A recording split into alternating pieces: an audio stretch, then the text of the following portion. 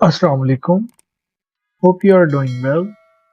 In this tutorial series, we are learning Java language और last video में हमने study किया था कि हम OOP में डिफरेंट क्लासेस कैसे बनाते हैं, उन क्लासेस को हम एक्सटेंड कैसे करते हैं, मीन्स उसमें हम इनहेरिटेंस को कैसे यूज करते हैं बेसिकली।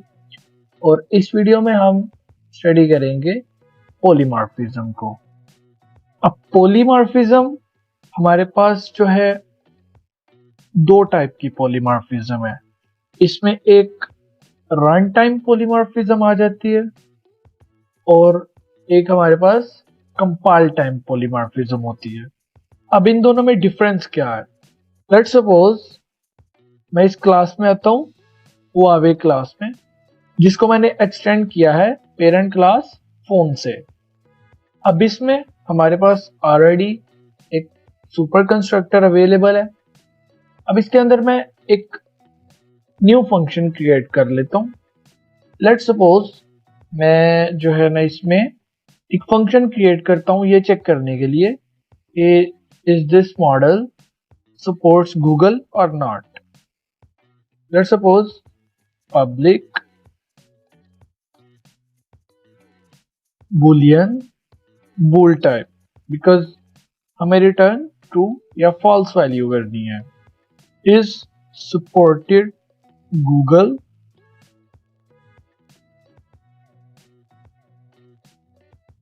एंड यहाँ पे हम फोन का मॉडल गेट कर लेंगे और यहाँ पे रिटर्न हम कर देंगे फॉल्स। अब रिटर्न फॉल्स मैंने क्यों किया है? क्योंकि अभी मैंने इस मॉडल की कंडीशन को चेक नहीं किया। अब मॉडल की कंडीशन को चेक करने के लिए हम यहाँ पे दो अरेज क्रिएट कर लेते हैं।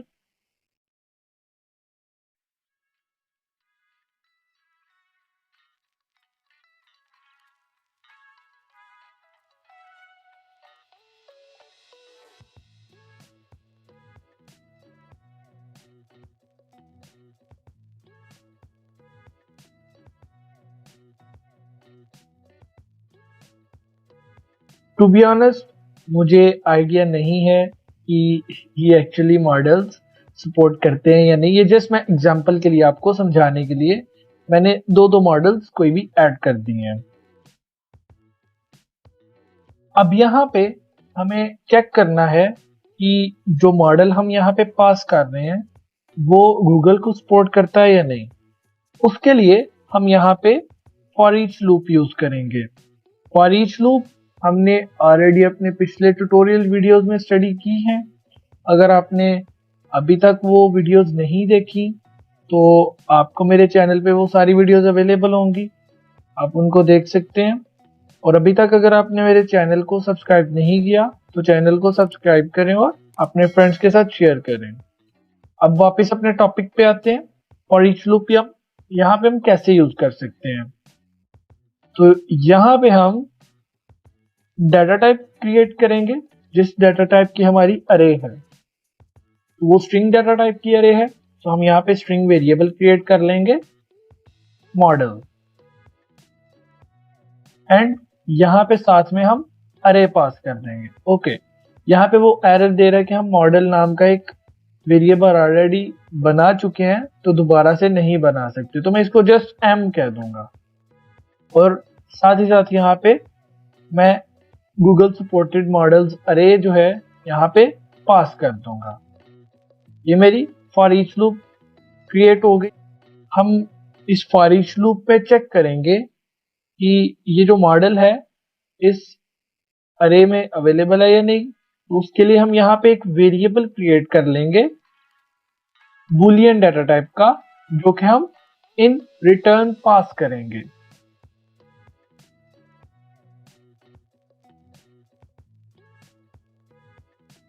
ओके, सो हमने यहाँ पे वेरिएबल क्रिएट कर लिया is supported false. By default वो फॉल्स है। अब यहाँ पे हमारे इस अरे में जितने भी मॉडल्स अवेलेबल होंगे उनको वन बाय वन चेक करेगा और अगर तो वो मॉडल अवेलेबल है हम उसको रिटर्न ट्रू कर देंगे, elsewise false. If m dot equals model, then is supported will be equals to true। और साथ ही साथ हम इसको यहाँ पे ब्रेक कर देंगे। अब इस ब्रेक का क्या मकसद है कि लेट्स सपोज इस अरे में हमारे पास 20 वैल्यूज हैं, 30 वैल्यूज हैं या 100 वैल्यूज हैं, एंड लेट्स सपोज हमारा ये जो वेरिएबल है, जो वैल्यू हमें इस फंक्शन में मिली है, वो लेट्स सपोज फर्स्ट इंडेक्स या सेकंड इंडेक्स पे ही हमें मिल जाती है। अब बजाय इसके कि हम इस लूप को 100 टाइम्स रन करें, जो ही हमें वैल्यू मिल जाएगी साथ ही हम इस लूप को टर्मिनेट कर देंगे। अब उसका फायदा क्या है कि हमारा जो कोड एग्जीक्यूशन टाइम है वो डिक्रीज हो जाएगा, रिड्यूस हो जाएगा। और सिंपली यहाँ पे हम रिटर्न कर देंगे इज सपोर्टेड जो वेरिएबल है। अब अगर तो ये मॉडल यहाँ पे इक्वल हो गया, मींस अवेलेबल है, तो वो ट्रू पास कर देगा, एल्स वाइज डिफॉल्ट वैल्यू तो उसकी फॉल्स है, तो यहाँ पे वो फॉल्स रिटर्न कर देगा। ठीक है, अब हम इस फंक्शन को यूज करेंगे किसी दूसरी क्लास में। लेट्स सपोज इस मेन फंक्शन में यूज करेंगे हम। यहाँ पे मैं एक वेरिएबल क्रिएट कर लूंगा, Huawei is equals to new Huawei. अच्छा, अब यहाँ पे मुझे ये वेरिएबल्स पास करने हैं।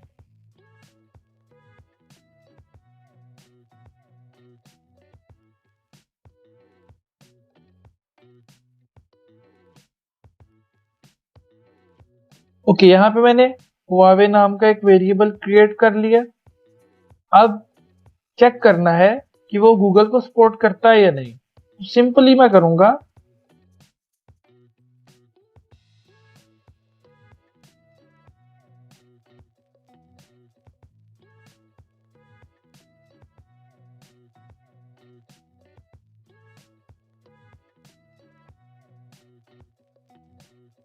अब यहाँ पे इसको हम रन करके देखते हैं। ओके, ऊपर वाला जो सारा कोड है इसको मैं रिमूव कर देता हूँ, क्योंकि ये हम ऑलरेडी पिछली वीडियो में सारा डिस्कस कर चुके हैं। तो इस वीडियो में जस्ट हम चेक करेंगे कि ये गूगल को सपोर्ट करता है या नहीं। अब मेट 10 है, मेट 10 यहाँ पे गूगल को सपोर्ट करता है, तो यहाँ पे उसको रिटर्न ट्रू करना चाहिए। ठीक है, अब उसकी जो भी वैल्यू ट्रू या फॉल्स होगी वो यहाँ पे वो प्रिंट कर देगा सिस्टम आउट के थ्रू। तो मैं इसको रन करता हूं और इसकी आउटपुट देखते हैं क्या आती है हमारे पास।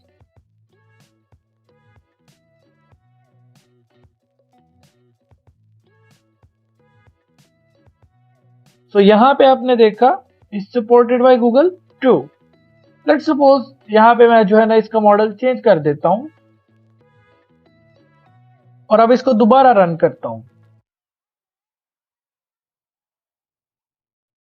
तो अब आपने देखा यहाँ पे उसने आउटपुट फॉल्स किया है, क्योंकि ये जो मेट 20 है वो इस गूगल सपोर्टेड लिस्ट में अवेलेबल नहीं है। सो इसलिए उसने अब यहाँ पे फॉल्स पास किया। अच्छा, ये अभी हमने पॉलीमॉर्फिज्म इसमें नहीं देखा, मींस पॉलीमॉर्फिज्म जो कॉन्सेप्ट है उसको भी हमने इंप्लीमेंट नहीं किया। उस कॉन्सेप्ट को अब हम इंप्लीमेंट करेंगे। अब एक्चुअली पॉलीमॉर्फिज्म है क्या? हमारे पास दो टाइप की पॉलीमॉर्फिज्म है, compile time polymorphism and run time polymorphism. अब इन दोनों में डिफरेंस क्या है? जो कंपाइल टाइम पॉलीमॉर्फिज्म है वो ये है कि हम सेम क्लास में एक ही नाम से दो फंक्शंस क्रिएट कर लेते हैं, बट विद डिफरेंट पैरामीटर्स और different data type of parameters.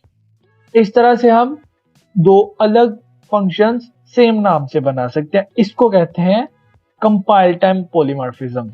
लेकिन अगर हम उसी फंक्शन को किसी दूसरी क्लास में, पेरेंट क्लास में या चाइल्ड क्लास में, जब उसको हम ओवरराइड करते हैं तो वो रन टाइम पॉलीमॉर्फिज्म होती है। इसको अभी एग्जांपल के साथ आपको समझाता हूं कि ये भी हम इसी सेम कॉन्टेक्स्ट में है, हुआवे क्लास में। और मैं एज इट इज इस फंक्शन को कॉपी करूंगा एंड यहाँ पे पेस्ट करूंगा। अब यहाँ पे मुझे वो एरर शो कर रहा है। एरर क्यों शो कर रहा है? कि मैंने एज इट इज उसको पेस्ट कर दिया, उसमें पैरामीटर्स भी सेम है, रिटर्निंग डाटा टाइप भी सेम है, इसलिए वो यहाँ पे अब इशू जो है ना कर रहा है। अब लेट्स सपोज मैं यहाँ पे ये जो पैरामीटर था मैं जो पहले गेट कर रहा था उसको रिमूव कर देता हूँ। अब वो मुझे एरर नहीं दे रहा क्योंकि मैंने डिफरेंट पैरामीटर्स पास किए। उसमें मैंने पैरामीटर गेट किया लेकिन इसमें नहीं किया। इट मींस ये दोनों अब डिफरेंट है, बेशक इनका नाम सेम है लेकिन अब ये दो अलग फंक्शंस हमारे बन गए हैं। अब यहाँ पे क्या करूंगा मैं कि यहाँ पे जो पेरेंट क्लास से मेरे पास मॉडल आ रहा है मैं उसको यहाँ पे यूज करूंगा।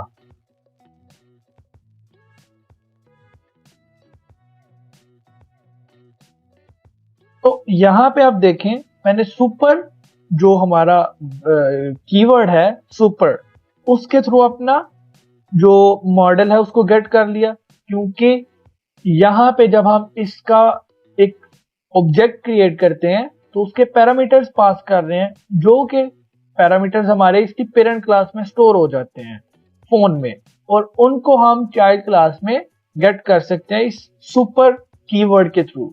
अब वो जो मॉडल था बजाय इसके कि हम यहाँ पे गेट करें, मैं जस्ट यहाँ पे सुपर के कीवर्ड से यहाँ पे गेट कर लूंगा, बकाया एज इट इज मेरा सेम है। अब यहाँ पे जो हम ये पैरामीटर पास कर रहे थे मॉडल, इसको मैं जस्ट रिमूव कर दूंगा। अब ये ऑटोमेटिकली ये वाला फंक्शन कॉल होगा और ये वाला फंक्शन कॉल नहीं होगा। ठीक है, अभी इसकी आउटपुट हमारी बिल्कुल सेम होगी, इसमें कोई डिफरेंस नहीं होगा। अभी ये मेड 20 है, इट मींस ये इस लिस्ट में अवेलेबल नहीं है, तो इसको फॉल्स रिटर्न करना चाहिए। इसको रन करके इसकी आउटपुट चेक करते हैं।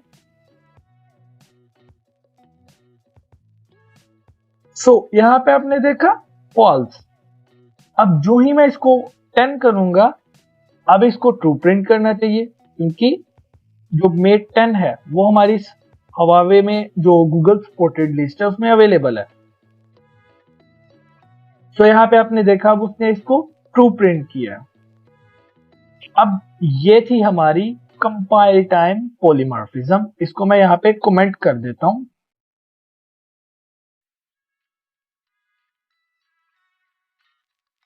अब हम रन टाइम पॉलीमॉर्फिज्म को स्टडी करेंगे। अब रन टाइम पॉलीमॉर्फिज्म क्या है? लेट्स सपोज मैं इस पेरेंट क्लास में जाता हूं, फोन क्लास में, और इस फोन क्लास में मैं कोई एक फंक्शन जो है ना क्रिएट कर लेता हूं। मैं यहां पे एक फंक्शन क्रिएट कर लेता हूं, कैलकुलेट प्राइस।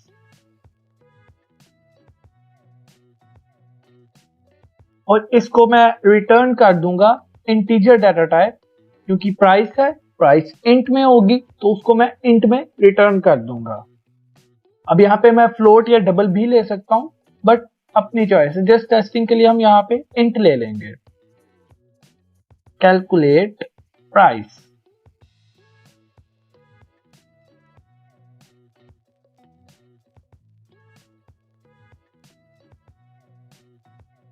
अब यहाँ पे हम एक इंट टाइप का वेरिएबल क्रिएट कर लेते हैं प्राइस, और उसको डिफॉल्ट वैल्यू हम 0 सेट कर देते हैं, और यहाँ पे साथ ही हम रिटर्न कर देते हैं प्राइस।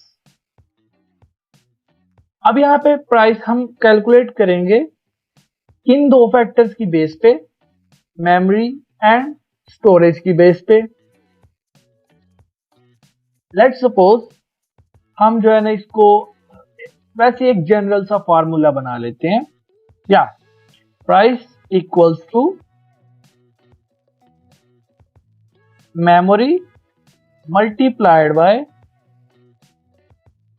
100, मींस जितने जीबीज मेमोरी होगी उतने 100 इसकी कॉस्ट होगी, प्लस जितनी स्टोरेज है,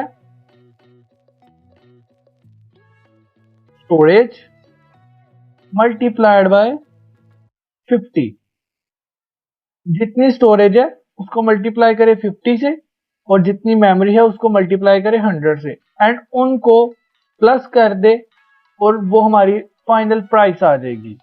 और ये फाइनल जो प्राइस है इसको हम रिटर्न कर देंगे इस फंक्शन में, कैलकुलेट प्राइस वाले फंक्शन में। ऑलराइट, अब इसको फर्स्टली तो मैं यहां पे कॉल करूंगा इसी सिस्टम आउट स्टेटमेंट में प्राइस, और यहां पे मैं कैलकुलेट प्राइस कर दूंगा। इसको रन करने से पहले हम एक इसकी मैन्युअल कैलकुलेशन कर लेते हैं कि हमारी जो है एस्टिमेटेड प्राइस क्या आएगी। According to our formula, price will be memory multiplied by 100 equals to, अब मेमोरी हमारी कितनी है 8 और 100 के साथ मल्टीप्लाई किया तो 800 आ गई। Same like storage, multiplied by 50 equals to, अब स्टोरेज है 256 और इसको मल्टीप्लाई कर देंगे 50 के साथ, तो इसका आंसर आता है 12,800।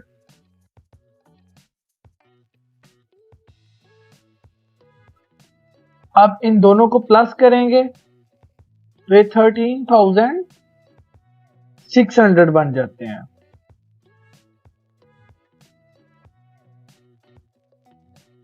ये हमारी टोटल प्राइस आनी चाहिए। अब इसको हम रन करते हैं और इसके आउटपुट चेक करते हैं।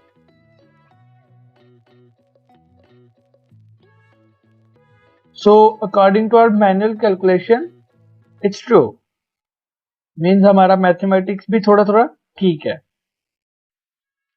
ये था एक जनरल कॉन्सेप्ट, मैंने इस फंक्शन को कॉल कर लिया, लेकिन मैं चाहता हूं कि इसको थोड़ा सा चेंज किया जाए। मीन्स जनरल तो फॉर्मूला यही है, कोई भी हम फोन है, सैमसंग है, ओप्पो है, कोई भी कंपनी है, जनरल फॉर्मूला सब पे यही लगेगा। लेकिन मैं चाहता हूं कि जो हुवावे है उसमें इसकी जो ये क्राइटेरिया, ये कैलकुलेशन क्राइटेरिया, ये थोड़ा डिफरेंट होना चाहिए। तो मैं इस सेम फंक्शन को अपने इस हुवावे वाली क्लास में ओवरराइड करूंगा। वो कैसे? यहां पे alt प्लस इंसर्ट एंड यहां पे आपको एक ऑप्शन मिलेगा ओवरराइड मेथड्स। अब यहां पे मुझे उसने सारे ऑप्शंस दे दिए, मैं इन सब फंक्शंस को या वेरिएबल्स को ओवरराइड कर सकता हूं। मैं जस्ट इस कैलकुलेट प्राइस वाले फंक्शन को ओवरराइड करूंगा एंड यहां से जो सुपर स्टेटमेंट है इसको खत्म कर दूंगा। सुपर स्टेटमेंट मैंने यहां से रिमूव कर दी। अब इसको मैं टोटली कस्टमाइज कर सकता हूं as I want. So simply मैं इसको यहां से कॉपी करता हूं, सेम सारा लॉजिक कॉपी करूंगा। यहां पे जस्ट मैं उसके जो प्राइस है वो चेंज कर दूंगा। ओके, यहां पे अब मेमोरी और स्टोरेज को हम सुपर के थ्रू गेट करेंगे। सुपर डॉट गेट मेमोरी,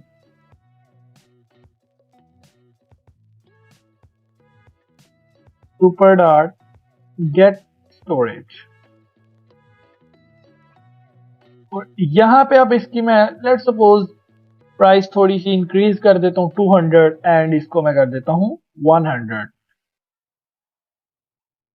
तो अब हम जब इस फंक्शन को कॉल करेंगे यहां पे, तो ये एक्चुअली इस फंक्शन को कॉल करेगा जो हमने ओवरराइड किया हुआ है, ना कि इस फंक्शन को, क्योंकि ये तो पेरेंट में है लेकिन हम उसको चाइल्ड के थ्रू कॉल कर रहे हैं, तो अब वो चाइल्ड वाले फंक्शन को कॉल करेगा। तो अब जो हमारी आउटपुट है वो इससे डिफरेंट होनी चाहिए। ठीक है, अब इसको हम रन करेंगे दोबारा।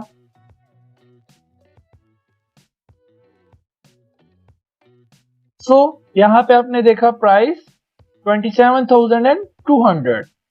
अब उसने इस वाले फंक्शन को एग्जीक्यूट किया जो हमने ओवरराइड किया है, लेकिन इसको नहीं किया क्योंकि हमने इसको यहाँ पे ओवरराइड कर दिया। ओवरराइड मीन्स फंक्शन हम वही यूज कर रहे हैं लेकिन उसमें थोड़ी सी कस्टमाइजेशन कर रहे हैं। तो इस तरह से हम पॉलीमॉर्फिज्म को यूज कर सकते हैं। और ये थी हमारी रन टाइम पॉलीमॉर्फिज्म।